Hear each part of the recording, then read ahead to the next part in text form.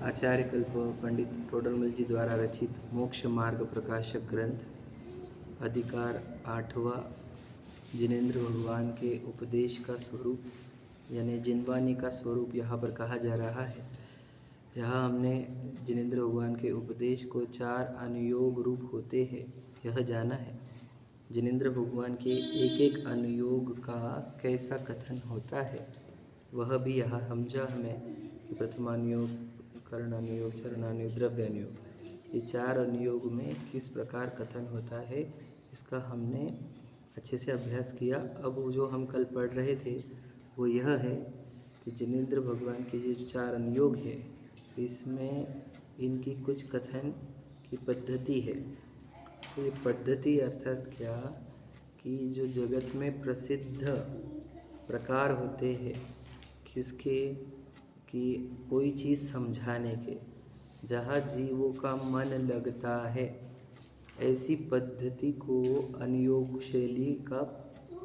शैली में डाला जाता है ताकि वह जीव उस पद्धति के माध्यम से ये गहरे सिद्धांत समझे, है ना।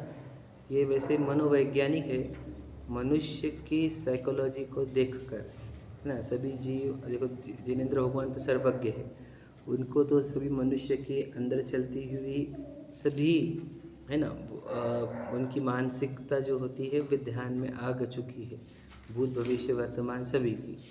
तो उन्होंने ही यह अनुयोगों की रचना करी है और उनके अनुयोगों में यह बात आई है कि जैसे जगत में कथा और काव्य प्रसिद्ध होने से, है ना, तो वहाँ प्रथमानुयोग में काव्य का और कथा का क्या लिखा है? अलंकार और काव्य, ठीक है, इसका प्रयोग किया गया। तो कथा यानी अलंकारित भाषा ही है। कथा हमेशा अलंकार की भाषा में ही लिखी जाती है। बिना अलंकार के प्रयोग किए कोई भी कथा नहीं कही जा सकती, याद रख लेना। अगर बिना अलंकार कथा कही जाए तो वह भाषण होगा, वह कथा नहीं है ना। तो इसलिए कथा का अलंकार का प्रयोग और काव्य का प्रयोग प्रथमानुयोग में किया जाता है, जिससे इस जीव का मन रंजायमान होता है और वह तत्व की बात समझने के लिए उत्सुक होता है ना। उसको काव्य के माध्यम से, अलंकार के माध्यम से तत्वज्ञान ही परोसा जाता है। यह प्रथमानुयोग की पद्धति है, ठीक है।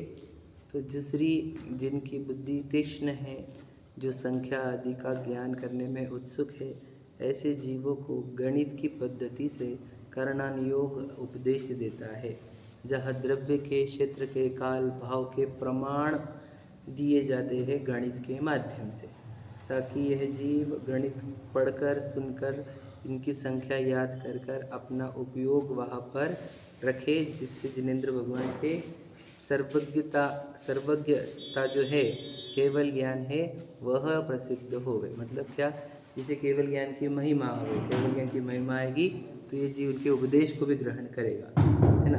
तो ऐसा उपदेश केवल ज्ञान वाला जो होता है, संख्या वाला, गणित वाला, वह उपदेश करणानुयोग का है। फिर हम देख रहे थे नीति शास्त्र का कथन चरणानुयोग में होता है। चरणानुयोग में नीतियाँ होती है। नीति का अर्थ होता है कि क्या करे क्या नहीं, है ना, क्या करना सही है, क्या करना गलत है, ऐसा उपदेश चरणानुयोग का होता है। हम आसपास देखते हैं ज़्यादा करके लोग नीतियों के ही वचन यानी प्रवचन भी जो चलते हैं दुनिया में, तो वे नीतियों के ही चलते हैं, है कि नहीं, कि ये करो, ये नहीं करो, ये करो, ये नहीं करो, ये करो, ये नहीं करो, ऐसा ही उपदेश होता है। क्योंकि उन लोगों की बुद्धि नीति समझने के लिए उत्सुक होती है। तो नीति के शास्त्र हमने कल बताया था आपको, जगत में तो नीतियाँ फेमस भी है, और भी ये जो भी हमारी समाज की नीति चल रही है, राज की नीति चल रही है, युद्ध नीति आदि आदि, परिवार की भी नीति होती है ना। तो उन नीतियों के अनुसार समाज चलता है, देश चलता है। तो उन नीतियों को लोक प्रवृत्ति के अनुसार लिखा जहाँ होता है वो होता है चरणानुयोग। चरणानुयोग आपको सिखाएगा क्या करे क्या नहीं। इतना अपना कल हो चुका था। अब द्रव्यानुयोग की बात करेंगे अपन। है ना, पेज नंबर 286 है ना, 5 हाँ। तो यहाँ अब देखो, तथा द्रव्यानुयोग में न्याय शास्त्रों की पद्धति मुख्य है। बस इतना ही पढ़ना हमारे को। क्या कह रहे, अब द्रव्यानुयोग का चैप्टर है। अब यहाँ पे पद्धति का है। देखो हमने बताया ना, प्रथमानुयोग में क्या किया ही, अलंकार और काव्य, करणानुयोग में गणित, चरणानुयोग में नीति शास्त्र, है ना। अब आई बात द्रव्यानुयोग की। तो द्रव्यानुयोग में पद्धति क्या की बताई, न्याय शास्त्र की। अब ये न्याय शास्त्र क्या होते हैं वो हमारे को ध्यान से सुनने होंगे, समझने होंगे। देखो, न्याय का अर्थ होता है, वैसे तो लीगल एंगल बोला जाता है न्याय को, पर न्याय अर्थात क्या वो हमारे को समझना होगा, जिनवानी में न्याय क्यों, ठीक है। तो यहाँ पर न्याय का अर्थ होता है वो शास्त्र जहाँ सिद्ध किया जाता है, समझे कि नहीं। जैसे न्याय में भी क्या होता है, जैसे न्यायालय हो तो वहाँ पर एक आरोपी होता है, वो क्या करता है, आरोप लगाता है एक व्यक्ति के ऊपर, बराबर है, और वो ये सिद्ध करता है कि ये इसने गुनाह किया है, और फिर जो जिसके ऊपर आरोप लगा है उसको भी अपनी साइड बोलने का अवसर दिया जाता है। तो वो ये सिद्ध करता है कि नहीं, ये आरोप बेबुनियाद है। समझेगा क्या कह रहा हूँ मैं? न्याय व्यवस्था क्या है, क्या है वो, क्या न्याय व्यवस्था काहे के लिए बता, समझे क्या नहीं, सिद्ध करने के लिए, बराबर है। मतलब वहाँ पर एक इम्पार्शियल, या फिर हम कहे इम्पार्शियली कहेंगे उसको, वो व्यक्ति बैठता है जो इन दोनों के वचनों को अच्छे से सुनकर एक बात को प्रमाणित करता है या सिद्ध करके देता है, समझे कि नहीं। जैसे बताओ कि आरोप लगाया कि भैया इसने हमारे घर पे चोरी की है ना, तो अब ये क्या हो गया, आरोप है, ये सिद्ध नहीं हुआ है अभी। और फिर हम दलील दे रहे कि हम ये आया था, हमारे पास सीसीटीवी फुटेज है, आदि है, ये है, ये सब, ये अभी गवाह है, तो इन्होंने प्रत्यक्ष देखा है कि इसने चोरी की, हमने दे दी हमारी बाजू। तो फिर क्या हो रहा है, तो फिर वो सामने से उसको बोलने का अवसर दिया, तो बोल रहा मैं औरंगाबाद में ही नहीं था, ये देखो मेरी फ्लाइट की टिकट, मेरी इसकी टिकट, मेरी उसकी टिकट, आदि ट्रेन की टिकट, मैं होटल में रुका था। तो अब वो भी बोल रहा है, तो इधर से भी बोला जा रहा है, उधर से भी बोला जा रहा है, इन दोनों में सत्य कौन, ऐसा प्रश्न है। तो फिर जज और चेक करते कि ये तुम्हारे दोनों की बात से ना सिद्ध नहीं हो रहा, और लाओ गवाह और मजबूत लाओ। तो फिर वो और लाते फिर वो जज को सिद्ध हो जाता है क्या, कि नहीं, ये तो चोरी इसी ने की है। तो फिर वो ऑर्डर देता है कि हाँ, यह चोरी इसने की है, इसलिए इसको ये सज़ा दी जाती है।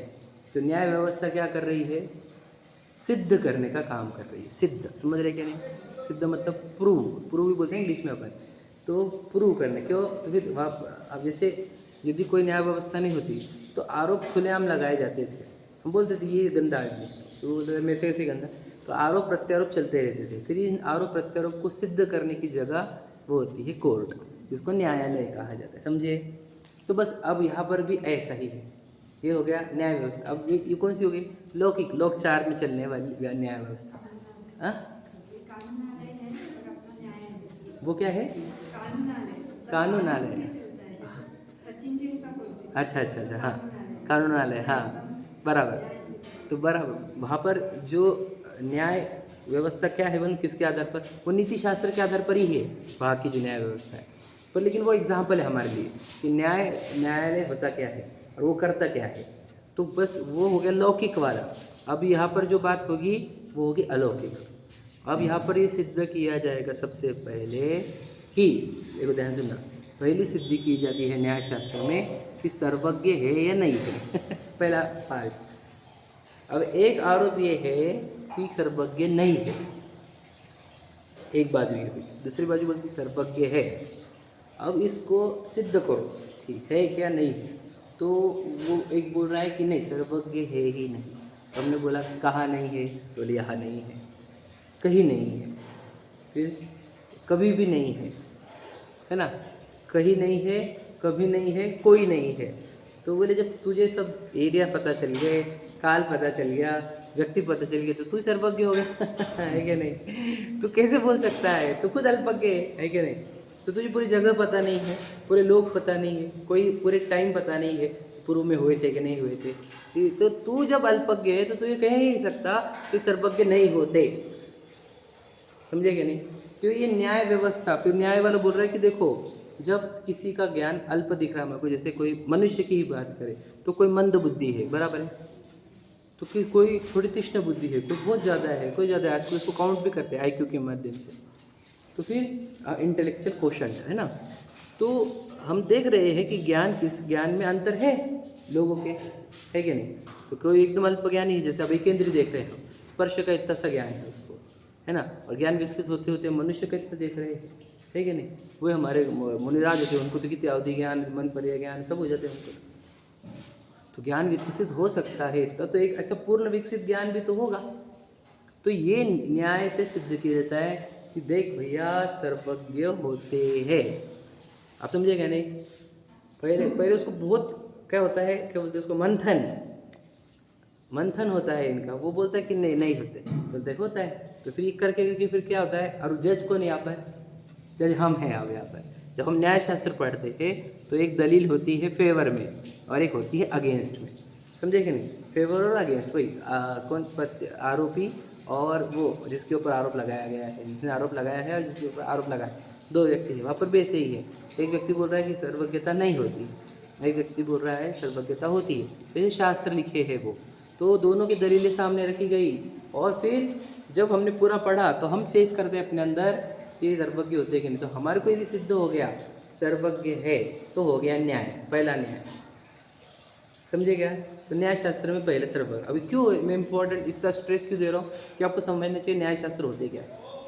अगर आपको ये पहले हम बोल रहे हैं दुनिया में, याद रखना कि तुम बाकी सब छोड़ दो। मैं वापस बोल देता हूँ, जिनेंद्र भगवान का धर्म आप स्टार्ट ही मत करो। मैं बोलता हूँ आप खुद को जैनी मानो ही मत, स्टार्ट पहले ये सिद्ध करो खुद के अंदर कि कोई सर्वज्ञ होता है कि नहीं होता। इतने प्रश्न का उत्तर दो बस, पहले इतना ही बोलो।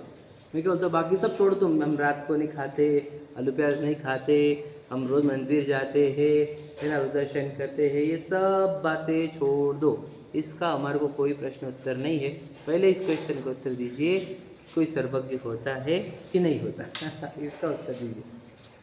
सिर्फ बोलने के लिए नहीं है, अभी इसको न्याय से सिद्ध करना होगा खुद को। आप कितना ठोस मानते हो कि सर्वज्ञ कोई जीव होता है, कितना ठोस मानते हो। यदि आप नहीं मानते इसको, याद रखना, तो मैं बोलता हूँ आपका जैनिज़्म में कुछ भी विश्वास नहीं है, क्योंकि पूरा जैन धर्म केवली प्रणत तो है। केवली का अर्थ क्या होता है, केवल ज्ञान सहित। केवल ज्ञान सहित मतलब क्या, सर्वज्ञ जीव है कि नहीं।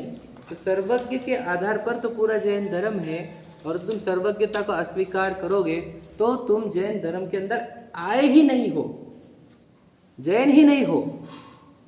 क्योंकि जिनेंद्र जो वर्ड है वो सर्वज्ञ जीव का ही नाम है, वो समझे कि नहीं। इंद्रियों को जीतने वाला सर्वज्ञ होता है, हमने ये पढ़ा है। तो सर्वज्ञ जीव द्वारा कथित ये धर्म है। तो यदि तुमने सर्वज्ञता का अस्वीकार करोगे तो तुम जैन धर्म के अंदर विश्वास ही नहीं करते हो। पहला ये सिद्धांत है, क्या समझे। वही तो बोल रहे कि रात को जीव होते हैं, तो किसने देख लिया बता। वो तो तुम बड़े बड़े देख रहे हो, छोटे तो देख रहे हो क्या। वो तो बोलते हैं अनंत जीव कहे, तो मांस भक्षण कैसे कहा, वो मोटे एंगल से नहीं कहा, इतने अनंत जीव रहते। तो देखा किसने, कालू में अनंत जीव होते, किसने देखा। और समझे कि नहीं। अब हर जगह पे प्रश्न उठेंगे फिर, ठीक है ना। द्विदल क्या होता है, किसने देखे जीव, देखे क्या। वो तो हमने अनुमान से सिद्ध किया कि लार और दही मिलेगा, लार और द्विदल मिलेगा, तो समझे क्या नहीं। हाँ, वो तो हमने अनुमान से किया ना, दिखा थोड़ी वहाँ पे इतने जीव बड़े, यहाँ पर जितने जीव उत्पन्न हुए देखा थोड़ी किसी ने। तो सर्वज्ञ भगवान की वाणी से आया ना, ठीक है। अभी है सब सिद्ध, समझे कि नहीं, हो भी रहा हमारे को, लेकिन ये काहे से आया है, सर्वज्ञ भगवान की वाणी से। इसलिए पहला सिद्धांत जो हमारे को अपने अंदर डालना है वो ये है कि हमारे को विश्वास है क्या सर्वज्ञता के ऊपर। यदि आपको विश्वास नहीं है, समझ लेना, तो कुछ भी जैनिज्म, कुछ हम जैनिज्म के अंदर ही नहीं है, फिर हम जैनिज्म के बाहर है। जैसे न्याय शास्त्र पहले बोलते हैं कि बताओ तुम सर्वज्ञता का विश्वास करते हो कि नहीं करते। सच बोलो, खुद को अपने अंदर पूछो और खुद को आंसर देना, सच बता रहा हूँ। यदि हमारे को सर्वज्ञता का अस्वीकार है तो मैं आपको बोलता हूँ ये जिनवानी बिल्कुल समझेगी नहीं। क्यों। अब दूसरा पॉइंट आता है कि आत्मा होती है, ये किसने बोला, किसने देखा उस आत्मा को, बताओ क्योंकि अगर आप सर्वज्ञता का अस्वीकार करते हो तो फिर हम आत्मा की चर्चा चालू करेंगे तो ये विश्वास ही नहीं होगा इस बात का। तो बोलेगा हे ऐसे मनो की मन में गणन बात है, किसने देखा है? वो तो सिर्फ किसी को लगा कि होगा कुछ तो भी अंदर, तो वो आत्मा, उसने कल्पना से कह दिया आपने कि अंदर कुछ तो भी चेतना वगैरह कुछ जैसे लगा उसको, तो है आत्मा है, ऐसा बोल दिया उसने। कोई आत्मा नहीं होती। समझे क्या कह रहा हूँ मैं? सच बताओ वाला, ऐसे बहुत सारा साइंस आजकल ऐसी है कि न्यूरो साइंस आजकल डेवलप हो रहा है कि 25-50 साल से। तो उसके ऊपर वो बोलते हैं कि चेतना कहाँ से डेवलप होती है, कुछ न्यूरॉन्स माइक्रोन्स वो जो रहते हैं इलेक्ट्रॉन्स, उसके कारण वहाँ पे क्रिएट होती है चेतना आदि, उनको कहना है ये, है ना। तो फिर वो बोले कि नहीं आत्मा में कुछ नहीं होती अब तो, क्योंकि अब तो साइंस इतना डेवलप हो गया, वो देखने लग गया ब्रेन में क्या होता है, तब जानना होता है, तो कोई आत्मा होती ही नहीं। अब तो साइंस वाले ये प्रूव कर रहे हैं आत्मा नाम का फंडा ही नहीं। अब समझ लो, समझ लीजिए। आप उनकी दलील सुनोगे तो आपको लगेगा सच में सही बात है, ये तो काल्पनिक बात है, ये आत्मा सच बता रहा हूँ मैं आपको, समझेगा नहीं? जो ये बड़े कुछ भी देखो, बोले आर्टिफिशियल इंटेलिजेंस है, वो भी तो सब सोच रहा है, सब चिंतन कर रहा है, वो भी बराबर प्रोसेस करके दे रहा है। चैट जीपीटी को पूछो तुम, है कि नहीं, है ना भैया? तो कैसे कैसे आंसर देता है वो, एनालाइज करके, विचार करके, पता है क्या आपको? तो जब वो भी कर सकता है, जब कंप्यूटर की एप्लीकेशन कर रहे हैं, यहाँ पर भी ऐसा हो सकता है, खुद का ही कुछ काम होगा, आप समझे क्या? वहाँ पे तो चैट जीपीटी क्या है, खुदगली है ना साहब, तो खुदगली जब इतना काम कर रहा है तो ये भी खुदगली, ये भी करेगा काम, तो का आत्मा नहीं है, समझे क्या? तो फिर बताओ, समझ, एकदम सिंपल बता रहा हूँ आपको। जब उनकी दलील सुनोगे तब एक क्वेश्चन मार्क अंदर क्रिएट होता ही है, याद रखना। मैं सच बता रहा हूँ आपको, कि मैं सब बीता हुआ है सब बता रहा हूँ आपको। यार ऐसा भी तो हो सकता है कि नहीं हुआ, तुम किसने देखा, समझे क्या? वो तो ऐसी दिखती ना आंखों से, तो प्रूव कैसे, प्रूवन मैटर है क्या वो? कैसे हाइपोथेटिकली है ऐसे। तो फिर जब उनकी दलीलें आती है तो फिर अब प्रश्न आएगा कि देखा किसने है, समझे कि नहीं? तो याद रखना, वहाँ पर प्रश्न उठेगा कि तुम सर्वज्ञता का स्वीकार करते हो या नहीं। समझे कि नहीं? यदि तुमने सर्वज्ञ क्या तो नहीं, तो वहाँ पे न्यूरॉन्स वगैरह काम नहीं कर रहे, ऐसे समझ लो, इलेक्ट्रॉन्स काम नहीं कर रहे, ऐसा भी बोलेंगे ना वो तो, आप समझे कि नहीं? बहुत गहरी समझना होगा, वो तो मोटे मोटे रूप से हमने पहले ये सिखाया आपको, याद रखना, लेकिन सूक्ष्मता में जाके देखना है। तो जब कोई सामने वाला दलील देगा कि आत्मा होती नहीं है, तो आपको आधार क्या है इस बात का कि आप बोलोगे आत्मा होती है ना? तो सबसे पहला तो आधार यही है सर्वज्ञता का, समझे कि नहीं? सर्वज्ञता से पहली बात, तो सर्वज्ञता का स्वीकार पहला होता है न्यायशास्त्र, समझे कि नहीं?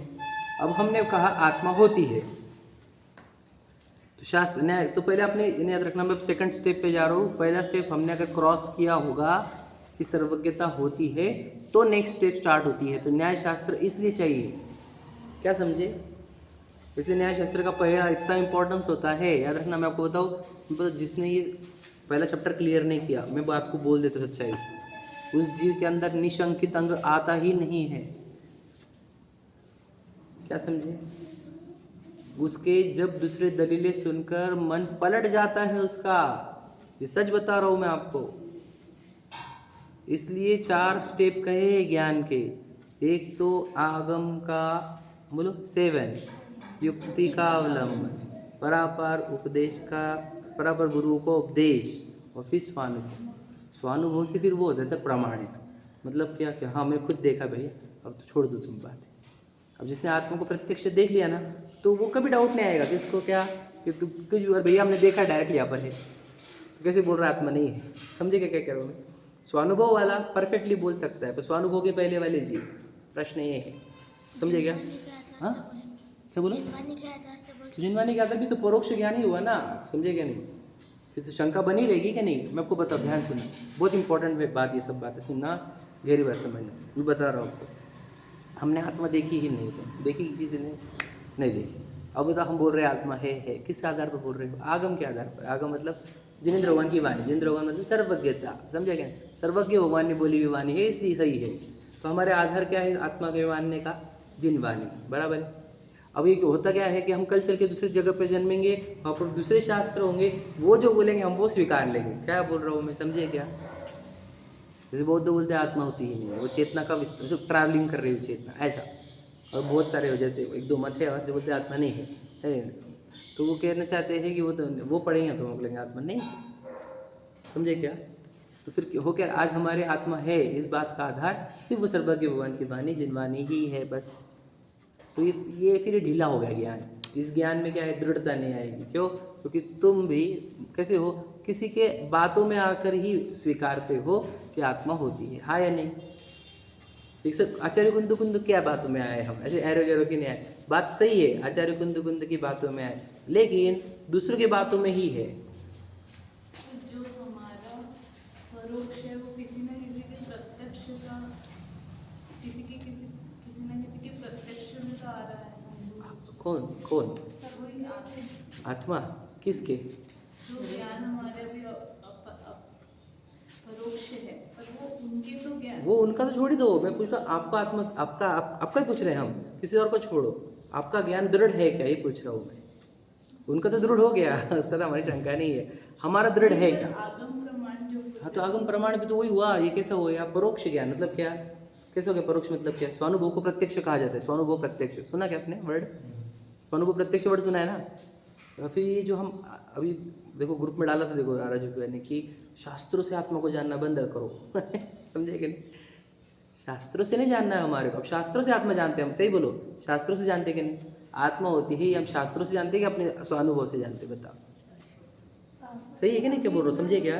जानने वाला कोई है, ये तो ये अनुमान है, आप समझे कि नहीं? ये तो अनुमान ज्ञान हो, बराबर है, तो ये परोक्ष ज्ञान में ही आते हैं, याद रखना, अनुमान ज्ञान भी परोक्ष ज्ञान में ही आएंगे। प्रत्यक्ष की वाणी है वो तो प्रत्यक्ष उनको अनुभव में आया है, तभी वो वाणी से इसमें, तो वो उनको प्रत्यक्ष दिखाई कैसे पता चला आपको? उन्होंने अनुभव किया ना, उन्होंने प्रत्यक्ष दिखाई कैसे पता चला आपको? नहीं समझ रहे आप, में प्रश्न हुए कि पहले आपको ये सिद्ध हुआ होगा कि वो सर्वज्ञ है, तभी आप बोल सकते हो उनको प्रत्यक्ष दिखा। क्या समझा? समझे कि नहीं समझे? जैसे पहला रिक्वायरमेंट क्या है हमारा, तुम्हारे सर्वज्ञता का स्वीकार है या नहीं है। फिर क्या होगा, सर्वज्ञता का स्वीकार होता है तो सर्वज्ञ भगवान ने कहा है कि एक आत्मा नाम का फंडा है, आत्मा नाम का कंसेप्ट है, आप आत्मा ही हो। अब क्या हो गया, अब हमारे को आगम वचन प्रमाणित हुए। अब आगम झूठा नहीं बोलेगा, आगम मतलब वही सर्वज्ञ भगवान झूठे नहीं बोलेंगे, ये एंगल से आगम झूठा नहीं बोलेगा। अब हम सर्च करना चालू करेंगे, तो आगम क्या बोलता है, आत्मा कैसा मिलता है, तो वो बोलते हैं आत्मा अगर आपको खोजना है, बहुत सारी मिली हुई चीज़ें हैं, उसमें से अगर आत्मा खोजना है तो उसको लक्षण से खोजा जा सकता है। समझे क्या? किससे? लक्षण से। कभी भी दुनिया में कोई भी चीज़ छाटनी हो आपको तो लक्षण से ही छाटी जा सकती है, बिना लक्षण के नहीं छाटी जाती। तो लक्षण और लक्षणाभास दो चीज़ें होती है वहाँ पर, समझे कि नहीं? लक्षण और लक्षणाभास। लक्षण मतलब जिससे वस्तु ट्रेस हो जाए, समझे कि नहीं? जो है ना, तो और लक्षणाभास जिससे वस्तु ट्रेस ना हो। तो लक्षणाभास के ही तीन दोष है वो जो अपन पढ़ते हैं, अव्याप्त, अतिव्याप्त, असंभव। समझे? अव्याप्त, अतिव्याप्त, असंभव। और लक्षण मतलब क्या, जो अव्याप्त भी नहीं है, अतिव्याप्त भी नहीं है, असंभव भी नहीं है। समझे क्या नहीं? आप समझे ना क्या कह रहा हूँ मैं? अब ये सब चैप्टर आता है काहे का? न्याय का। समझे कि नहीं? अब हमने क्या किया, फिर शास्त्र ने बोला कि जीव का लक्षण क्या है? हाँ ठीक है, और बोलो। चेतना, वेरी गुड। चेतना, ज्ञान दर्शन और एक उपयोग। ठीक है, वैसे सब सेम है ये, चेतना ही ज्ञान दर्शन है, जानना देखना भी वही है और उपयोग भी वही है, मतलब एक ही लक्षण दिया उसको। आप चेतना पकड़ो, ज्ञान दर्शन पकड़ो, उपयोग पकड़ो। अब ये क्या करना है आपको, ये कैसा है लक्षण, तो ये लक्षण अव्याप्त नहीं है, अतिव्याप्त नहीं है और असंभव नहीं है। तो आत्मा अमूर्तिक है, ये लक्षण नहीं आत्मा का। आत्मा अमूर्तिक है, ये लक्षण है कि नहीं है भैया? तो क्या हो गया, ये लक्षणाभास हो गया, क्योंकि ये अतिव्याप्त दूषण से दूषित है। समझ रहे हो क्या? दूसरों में भी ना, ये तो आकाश में है, धर्म अधर्म में है, काल में है, समझे क्या नहीं? तो फिर ये तो अतिव्याप्त हो गया ना, तो इसलिए आत्मा का लक्षण अमूर्तिकता नहीं कहा गया है, आत्मा का लक्षण बोलो चेतना कहा है।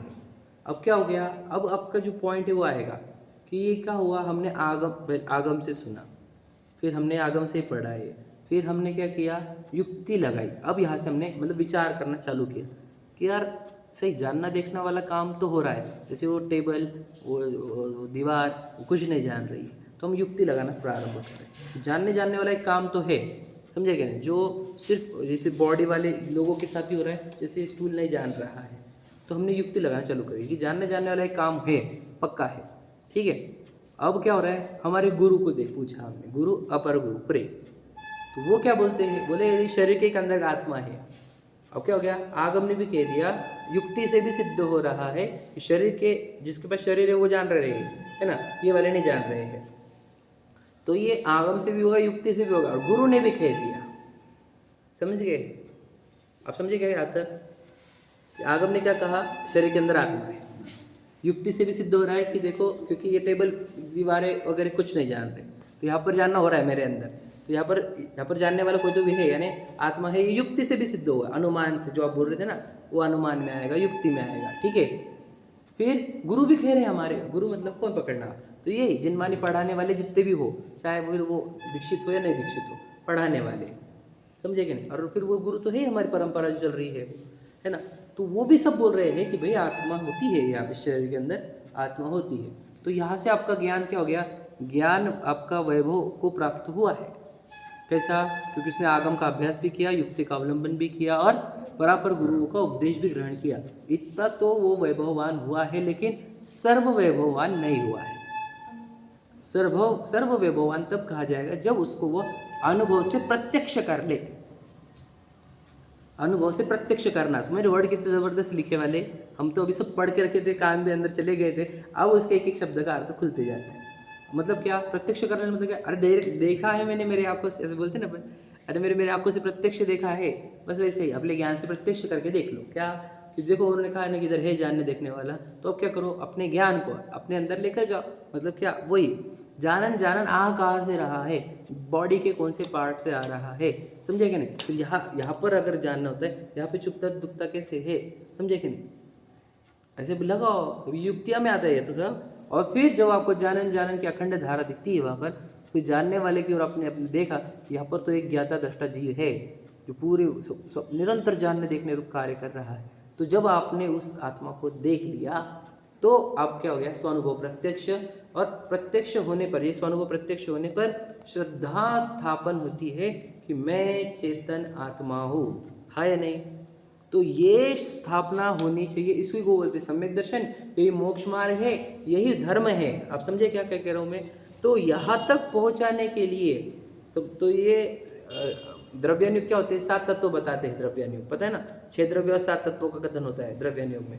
तो पहला तत्व जीव तत्व है, तो उस जीव तत्व को समझाने के लिए बताओ, न्याय के बिना कोई ऑप्शन है क्या समझे कि नहीं समझे। इसलिए द्रव्यानुयोग में न्याय की पद्धति मुख्य होती है। क्लियर हुआ, न्याय क्यों लगता है। अब याद रखना, कोई ने ये पद्धति वापरी नहीं, कौन सी, सर्वज्ञता का अस्वीकार है उसको, है ना उसने आगम का अभ्यास किया हो, ना युक्ति का अवलंबन लिया हो, न परापर गुरु का उपदेश करा हो, या स्वानुभव से प्रत्यक्ष किए बिना उसको जीव द्रव्य का विश्वास होगा कि नहीं होगा। अब हम ये प्रोसीजर में पूरे फॉलो हुए हैं कि नहीं हुए, खुद को ही पूछ लो। इसलिए हमारे को जीव का विश्वास नहीं हुआ। काकी जी समझे कि नहीं समझे, हमारे को गलती समझ में आया कि हमारे कहाँ पर गलती हुई है। बताओ, इन स्टेप में खुद को ही पूछ लेना, मैं कहाँ पर अटका हुआ हूँ। सच में पूछना खुद को, तो मुझे नहीं आंसर देना। मुझे बताओ फिर मुझे आत्मा को विश्वास क्यों नहीं आ रहा। भैया हम कहते हुए अटके नहीं प्रोसीजर फॉलो करने में, हमने न्याय से स्वीकारा है क्या आत्मा को हमने ऐसे ही कि तुम बोलो ना हम सुन लेंगे ना, ऐसे से थोड़ी होता है वो, ऐसे से ही होगा क्या। उसकी पूरी प्रोसीजर बताई है। पहले सर्वज्ञता का विश्वास करके बता, तू है क्या तुझे सर्वज्ञता का विश्वास, उसके बाद पूरी स्टेप्स फॉलो होती है। मैं क्या बोला आपको, फर्स्ट स्टेप है वो, समझे कि नहीं। सर्वज्ञता का विश्वास है क्या तुझे कि कोई चीज़ सर्वज्ञ हो सकता है। यदि तुझे विश्वास है तब हम आगे बढ़ते हैं। तो उन सर्वज्ञ भगवान ने कही हुआ ने कहा, क्या बोले थे वो, तो ये यहाँ पर लिखा हुआ है। वो जो सर्वज्ञ जीव था ना, जो होके गए, जो 24 तीर्थंकर हो, तो उन्होंने क्या कहा था वो समोशन में, बोले ये यहाँ पर लिखा हुआ है। फिर यहाँ पर हमने पढ़ना चलो, तो बोलते एक जीव होता है और शरीर अजीव होता है। तो हमने पढ़ लिया, हम बहुत बार पढ़ लिया, हमने कितने प्रवचन सुन लिए, वो कर लिए। ये सब कहाँ तक आएगा, आगम के अभ्यास तक ही आएगा। जितने अपने प्रवचन सुने होंगे, जितने शास्त्र पढ़े होंगे, या आगम के सेवन तक। आप अकेले में बैठकर कभी आपने चिंतन किया क्या इसका, फिर पर होगा क्या नहीं होगा। तो बोल रहे जीव होता है, शरीर तो मुझे जीव लगता है, अजीव लगता नहीं बिल्कुल। ये तो बोलता चलता खाता पीता हुआ मस्त सुंदर दिख रहा है ना, तो बढ़िया लग रहा है हमको। तो थोड़ी जीव थोड़ी है। तो हमें युक्ति का अवलंबन भी नहीं हुआ है। तो हमारे को जानन जो पदार्थ है वो इस शरीर में चल रहा है, जो बाकी कहीं नहीं चल रहा है। तो ऐसा हमने युक्तियों से, अनुमान ज्ञान से स्वीकारा है क्या आत्मा को कि हाँ यार वहाँ पे जानन जानन तो हो रहा है, बताओ कब हो रहा है और कौन से मोमेंट पर नहीं हो रहा है, ये पूछ रहे हैं हम। क्रोध के काल में होता है कि नहीं जानन जानन, बताओ एकदम तीव्र क्रोध आए तो तब भी होता है, तो कोई गहराई से समझना होगा, ऐसा एक क्षण नहीं है। अच्छा सोते तक जानना जानना होता है कि नहीं? अच्छा कोमा में कैसे बताया आपको, पूछते थे नहीं लोग कोमा में जानना देखना होता है कि नहीं होता है?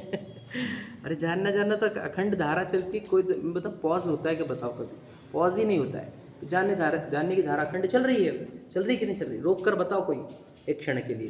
तो जानने की धारा जब चल रही है, याद रखना जब धारा चल रही है इसका अर्थ धारावाहिक कोई तो भी है ना, जो धारा को प्रवाह कर रहा है। आप समझे कि नहीं? धारा अपने आप निकलती है क्या? मैं क्या बोला आपको, जगत में वर्किंग स्टाइल क्या है? द्रव्य गुण पर्याय है ना। कार्य जहाँ पर भी होगा वहाँ पर उसका एक गुण होगा और उसका एक द्रव्य होगा। ये तो याद रखना, पूरा आपका अच्छे से अभ्यास होना चाहिए वस्तु स्वरूप का। वस्तु स्वरूप विचार खुशी से लिखा है ना, तो मेरी भावना में लिखा, वस्तु स्वरूप का बहुत गहराई से विचार करना पड़ेगा। कि दुनिया में क्या है दिख रहा है आपको, जो भी दिख रहा है वो कार्य है, कार्य के पीछे गुण है और गुण के पीछे द्रव्य है। तो जानन जानन भी एक कार्य है हो रहा कि नहीं वो कार्य? मुझे तो अगर नहीं होता तब आए क्यों है यहाँ पर, या फिर कर क्या रहे हो जब से आए तब से, समझे कि नहीं? तो जानन जानन का कार्य है, तो कार्य मतलब वहाँ पे गुण और द्रव्य होना चाहिए, है कि नहीं? क्योंकि कार्य जहाँ पे होता है वहाँ पे गुण और द्रव्य होते ही होते हैं। तो कार्य कौन सा हो रहा है? जानने का। तो जानने का कार्य हो रहा है, इसका अर्थ क्या? वहाँ पे द्रव्य और गुण है। द्रव्य और गुण कौन से है फिर? वो गुण जो है वो ज्ञान गुण है और ज्ञान गुण का धारक जीव द्रव्य है। अब ये कैसे सिद्ध हुआ?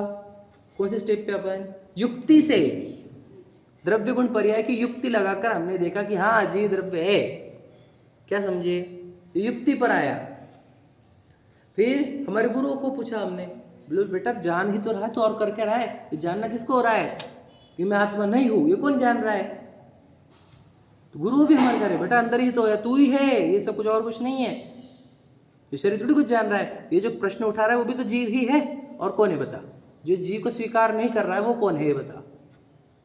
शरीर है क्या स्वीकार करने वाला? प्रश्न ये है हमारा। तो गुरु भी बताते उसको, कह रहा भैया आत्मा ही अंदर, और तू आत्मा ही है और कुछ नहीं है शरीर के भीतर, समझे क्या? फिर अब यहाँ तक हो गया, फिर वो बोलता कि यार अब तो देखने पड़ेगा, है क्या?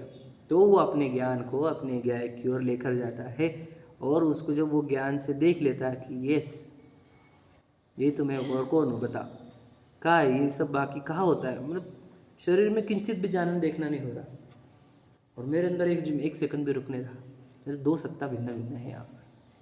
तो ये क्या हो गया? स्वानुभव से देख भी लिया और इस बात का श्रद्धान हुआ, और इसका श्रद्धान को ही सम्यक दर्शन कहते हैं, जो मोक्ष महल की प्रथम सीढ़ी है, समझेगा नहीं? इसके बाद आपको ज्ञान चारित्र हो जाएगा और आप निर्वाण को प्राप्त हो जाओगे, यदि हमने ये प्रक्रिया पालन करी तो। यदि हमने ये प्रक्रिया पालन करने में गड़बड़ करी है कैसे बता सम्यक दर्शन ही नहीं है तो सम्यक ज्ञान तो होगा थोड़ा बहुत, सम्यक चारित्र थोड़ा चारित्र हो जाएगा, कुछ नहीं होता। ये कह रहे जैन धर्म में एंट्री ही नहीं हुई है, एंट्री ही नहीं है उसके बिना। अब बताओ ये काम छोड़ देते हैं लोग, तो हम रोज़ मंदिर आते हैं, हम रोज़ ये करते हैं, प्रसाद पूजन करते हैं, हम इतने उपवास करते हैं, हम इतने लोगों को सिखाते हैं, ये करते हैं, आदि आदि लोगों ने लगा के रखा है, और ये जो मेन प्रक्रिया है वो अधूरी है। मैं बोलता हूँ ना कि पूरा ज्ञान छोड़ दो आप, पूरी दुनिया भर का, इतना से इतना सिद्ध करो कि आत्मा होती है कि नहीं होती है, इतना ही करना है आपको, बस इतना ही काम करना है, बाकी सब काम छोड़ दो। कि नहीं समय सार जी पढ़ना है, फिर प्रवचन सार जी पढ़ना है, तो ये छोड़ दो, इतना सिद्ध कर खुद को कि आत्मा होती है कि नहीं होती है कि नहीं? इस क्वेश्चन से तेरे पूरे प्रश्न के उत्तर निकल जाएंगे, पूरे ग्रंथ पढ़ लेगा तू, सिर्फ इतना प्रश्न वो सिद्ध कर ले खुद को। हमने तो सिद्ध करना इज इक्वल टू क्या? न्याय समझे कि नहीं? इसी को कहते हैं न्याय। सिद्ध मेरे न्याय व्यवस्था होती है जहाँ सिद्ध किया जाता है, तो तुझे सिद्ध हुआ है। जब हमारे को सिद्धि होती है कि हाँ मैं तो आत्मा हूँ, तो क्या हो गया? न्याय मिला, और न्याय मिलने पर क्या मिलता है? आनंद आनंद आता ही आता है ना, न्याय मिल गया तो। अब जिसको न्याय नहीं मिला उसके साथ क्या हो रहा है? अन्याय हो रहा है। सोचो, अस्वीकार करता है खुद को, पुरुष मानकर स्त्री मानकर जीता है, जिंदगी भर रहकर क्या अनंत काल से खुद के ऊपर अन्याय ही तो करते आए हैं, और उसी का तो दंड कर्म बंधन होता है, और उसी का दंड 4 गतियां है, निगोद अवस्था है। बताओ अन्याय का ही तो दंड है, या और क्या है? और अगर आज भी हम अपने आप को नहीं जानते, जितने देर तक, जितने समय तक, उतने देर हम खुद के साथ अन्याय ही कर रहे हैं, हाँ या नहीं? बताओ, ये अन्याय ही है।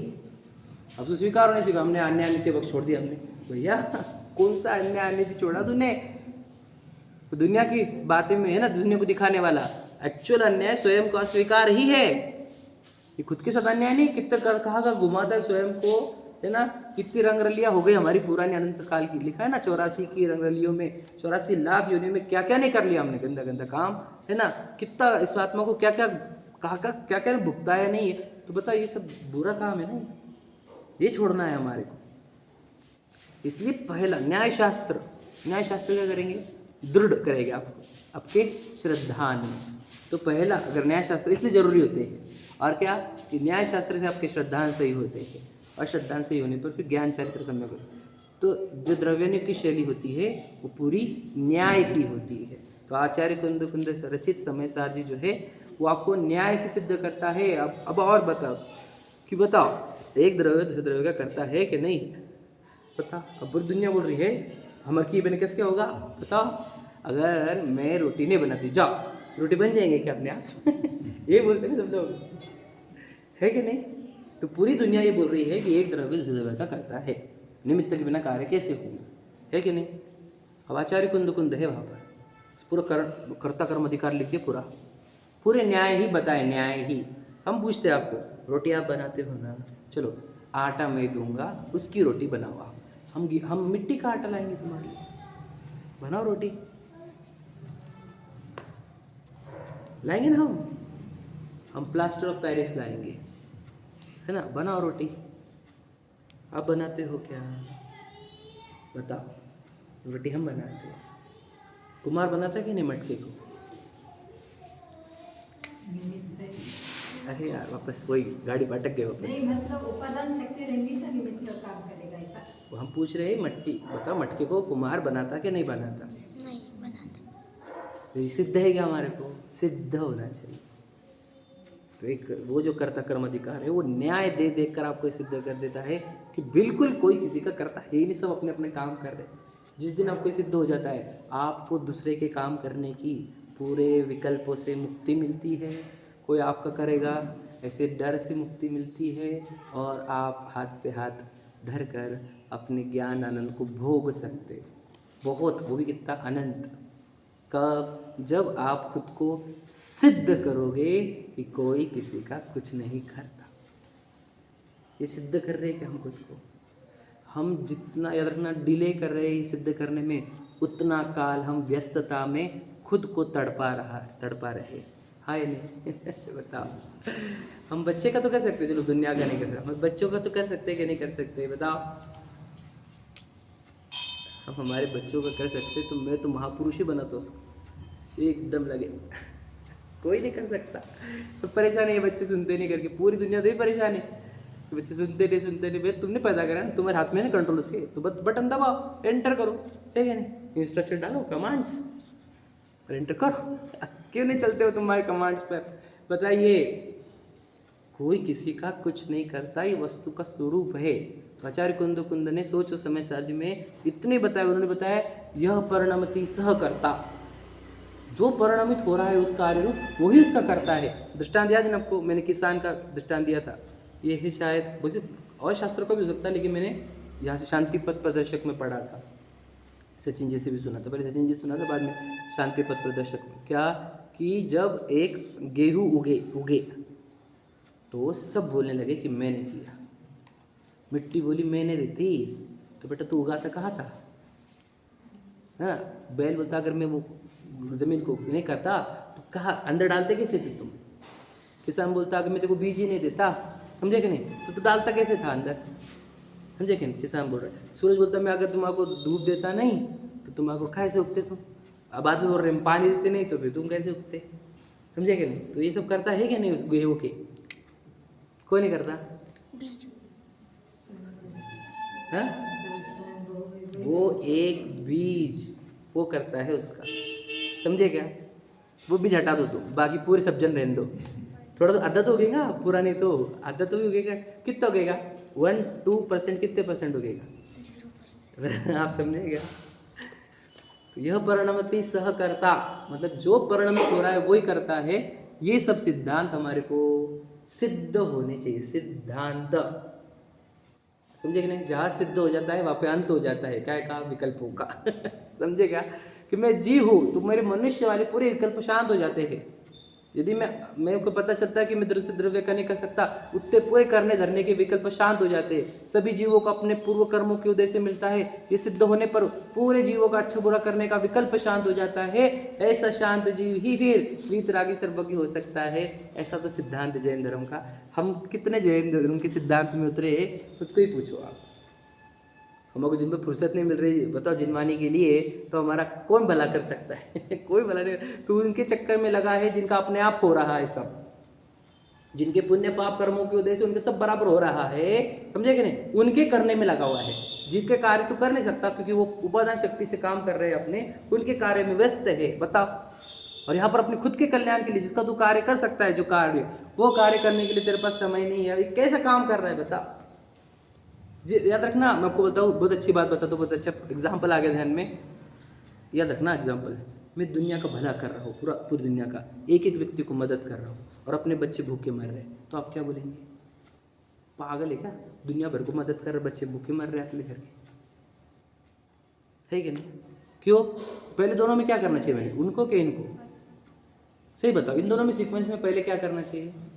बच्चों को। क्योंकि मैंने बताया ना आपको, गांधी जी का बोले थे चैरिटी बिगिंस एट होम। वो चैरिटी करना है, पहले घर का करो काम, फिर बाहर का, बराबर है कि नहीं? तो पहले बच्चों को खिला भैया, फिर बाहर तो मदद करना दुनिया को, हम मना नहीं कर रहे, पहले बच्चे, क्योंकि बच्चों की जिम्मेदारी तेरे सिर पर है, बराबर है कि नहीं? इनके लिए कोई और नहीं है, समझे कि नहीं? उनके लिए तो कुछ हो सकते हैं, उनके माँ बाप वगैरह बड़े सब, है ना, लेकिन इनके लिए तो तू है, समझे कि नहीं? ये लौकिक दृष्टांत है, याद रखना। अब मुझे ये बोलना नहीं कि आप अब ले चलोगे, बच्चे दिमाग में आ गए आपके, समझे? अब तुम यहाँ पे बोल रहे हैं कि बताओ वो बच्चे क्या आत्मा, बताओ। उनकी जिम्मेदारी ली वाली है 8 कर्मों ने उनकी, लेकिन इसकी जिम्मेदारी लेने वाला तो और कोई नहीं है, ये तो आपकी ही जिम्मेदारी है बस। तो आत्महित हमारी जिम्मेदारी है। हम बोलते जिम्मेदारी से भाग के थोड़ी चलेगा, अरे हम जिम्मेदारी निभा रहे भैया। क्या समझेगे? तुम आत्मकल्याण में लग जाओगे तो जिम्मेदारी कौन देखेगा? अरे हम जिम्मेदारी निभा रहे, जो आत्मकल्याण में नहीं है वो जिम्मेदारी से भाग रहे खुद के। बताओ मुझे, दूसरों का भला किया कि नहीं किया, इसकी पनिशमेंट नहीं मिलेगी मुझे। खुद का भला नहीं किया, इसका पनिशमेंट मिलेगी कि नहीं मिलेगी, ये बताओ। तो मतलब जिम्मेदारी किसकी? मेरे ऊपर, मेरे आत्मकल्याण की एकमात्र जिम्मेदारी है। मेरे बच्चों का करियर बनाए, कोई नहीं बोलेगा। ये 2-4 लोग बोलेंगे आसपास के कि तूने बच्चों का ध्यान नहीं दिया, मुझे पता है उसके 8 कर्मों से उसका अच्छा बुरा हुआ है, लेकिन मेरा आत्मकल्याण नहीं किया मैंने, तो मुझे जो गतियों में घूमना पड़ेगा, तो यही बोला जाएगा कि तूने आत्मकल्याण छोड़ के ये सब काम क्यों करे। समझे कि नहीं समझे? तो ये जिम्मेदारी किसकी है? सिद्ध कर लो खुद को, सिद्ध करो। ये हम हर जगह बोल रहा हूँ, न्याय दो, न्याय खुद को। जब सिद्ध होता है तब न्याय मिलता है, और न्याय मिलने पर आनंद मिलता है। इसलिए न्याय शास्त्र का अभ्यास करो। अब समय साझी देखेंगे आप, तो आपको ऐसा लगेगा कि आचार्य कुंद जैसा वकील कोई नहीं। गजब की वकीलायत करी उन्होंने, क्या की? वस्तु स्वरूप की। उन्होंने अकर्ता सिद्ध करके बताया पूरी दुनिया मानती है, पूरे एक जीव संसार का एक वस्तु का कर्ता दूसरा वस्तु है। सोचो, एकमात्र आचार्य कुंद देह है जिन्होंने पूरी दुनिया को बताया कि कोई किसी का नहीं कर सकता। बताओ, कुम्हार घड़े का कर्ता नहीं है। कि जब पहली बार सुना था तो मैं बोला था पागल है क्या, आचार्य कुंद दे। सच बता रहा हूँ मैं आपको, ये मेरी फीलिंग थी अंदर की। कुछ भी बोलते हैं ये, समझे कि नहीं? और जब उन्होंने बताया पुण्य धर्म नहीं है, तब भी ऐसे ही लगा था हमारे को कि क्या बोल रहे हैं, क्या बोल रहे हैं। तो अब क्या बताया हम आपको? आचार्य कुंद ने वो सिद्ध किया लॉ न्याय से, ये पुण्य धर्म नहीं। वो क्या कहे, ये चांडालिनी का पुत्र है, ये खत्म। क्या कहे हम आपको, मैं बता नहीं सकता। द्रव्यनियोग की शैली जो समय सारजी में आई है न्याय से, ऐसा शास्त्र कहीं नहीं, इसलिए उसको परमागम कहा गया। पूरे शास्त्र को, लाखों करोड़ों शास्त्र का सार है वो, समझे क्या? उसमें क्या सिद्ध किया गया? पहले तो सिद्ध किया कि तू जीव है, बता क्या नहीं? पहले शरीर अजीब है, ये सिद्ध किया गया। फिर बताया तू उसका कर्ता नहीं है, और तुझे शुभ अशुभ भाव हो रहे वो विभाव है, समझे क्या नहीं? ज्ञाता दृष्टा भेद ज्ञान ही उपाय है। सोच, ऐसा कहा है यार, हमने कितना स्वीकारा है इसको, हम कितना स्वीकारते इसको, बता। हम तो यही स्वीकार रहे जो हमारे दुनिया ने सिखाया कि बच्चा अपने बच्चों के ख्याल रख, माँ बाप का ख्याल रख, उनकी बातों में आओ, आचार्य कुंद की बातों में मत आओ। बता, हम ये ऐसे है ना, भगवान जी का स्वीकार है ना आचार्य कुंद। ये सिद्ध कर लो, आचार्य कुंद सही बोलने वाले हैं कि मेरे आसपास के लोग, ये तो सिद्ध कर लो। ये भी नहीं सिद्ध हमारे को, सही कि नहीं? नहीं ये भी सही बोल रहे हैं, ये भी सही बोल रहे हैं, इसलिए तेरा भला नहीं होता बेटा, समझे क्या ना? तेरा भला तभी होगा जब तू स्वीकारेगा कि आचार्य कुंद कुंद ही सही बोल रहे हैं, बाकी सब झूठ बोल रहे हैं मेरे साथ।